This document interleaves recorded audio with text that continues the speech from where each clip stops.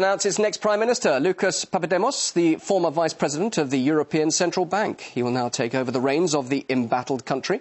It follows 4 days of hectic talks between the outgoing PM, George Papandreou, and the main opposition leaders on a new unity government. The incoming Premier, a staunch EU backer, and his new administration are now set to be sworn in on Friday with the immediate tricky task of introducing more austerity in return for continued EU bailouts. Let's get more now on Greece's uncertain future, and indeed the uncertain future of the Eurozone itself, from political analyst Peter Eyre. He's live in Birmingham. So now that the Papandreou dynasty is out and the former vice president of the ECB is in as premier, does Greece now have a fighting chance in the doom and gloom of today's economic mood? I really don't think so. I think we have to turn the clock back to the original collapse of the world economy, because this was no accident. It was a very well-planned exercise by the New World Order, who have the ability to close down any company or any country at will. And as we know, Ireland became a victim, Portugal, and now Greece, and apparently Spain and Italy are likely to follow.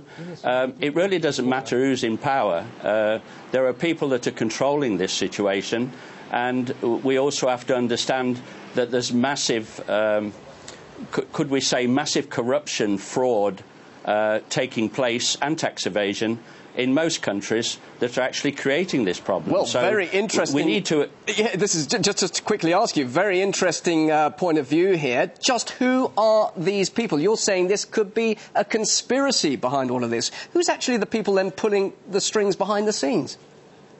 Well, I don't like to use the term conspiracy because that puts you in a bracket and open to ridicule. But I'll give you an example. If you want to create a company, say an oil drilling company or a gold mine, you create a virtual company or a false company, an empty shell. You then raise capital, 6 billion or whatever, from your potential investors. And what the people don't know is at the end of that day, your capital's gone. That risk capital's gone forever.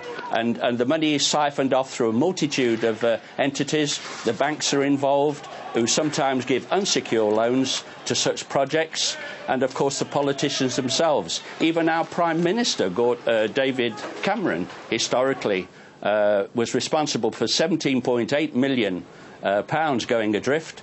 And this is recorded in Hansard in Parliament. And no one to this day has questioned how that came about. Well, of course, you are questioning it now.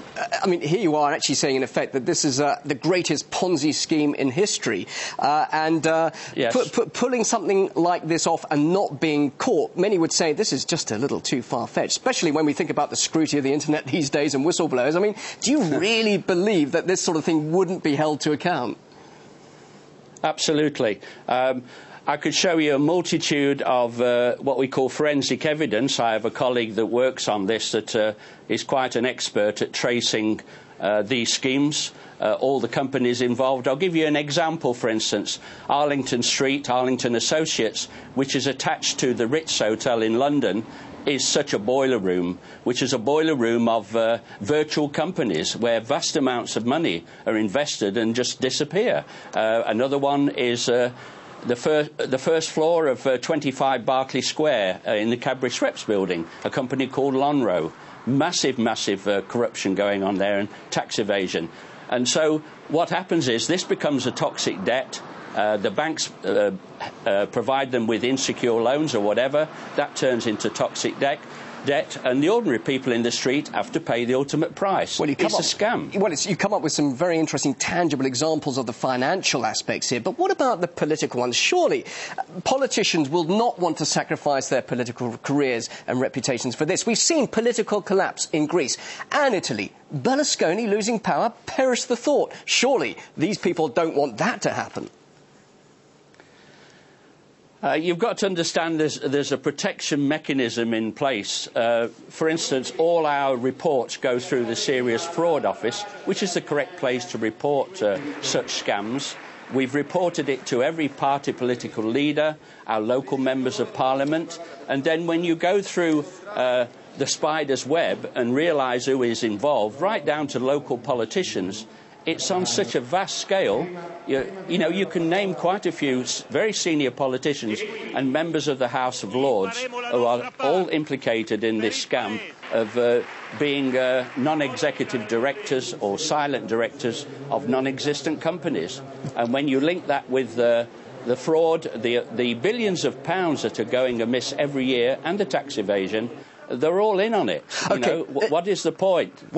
Well, that's the other thing. What is the point? Let's just imagine you are theoretically correct here, and you give some very, very credible evidence towards your theory. But we know, of course, that economic decline leads to to social unrest. Now, are you actually saying that what people want is a European spring identical to what we're seeing unfold in the Arab world? Yes, I'm glad you used that term, because the Arab Spring is a perfect example of how this came about. Because remember that they can take out any country financially or militarily that they want to take out. This is a master plan of what I call the New World Order. Their priorities are, one, to secure the world's natural resources.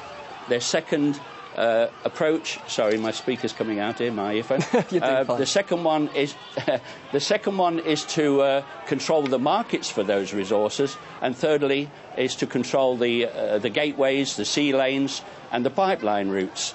When you have control of this, you basically have got the world in the palm of your hand. Whoever controls the finances of the world controls the world, and this is what we're looking at here.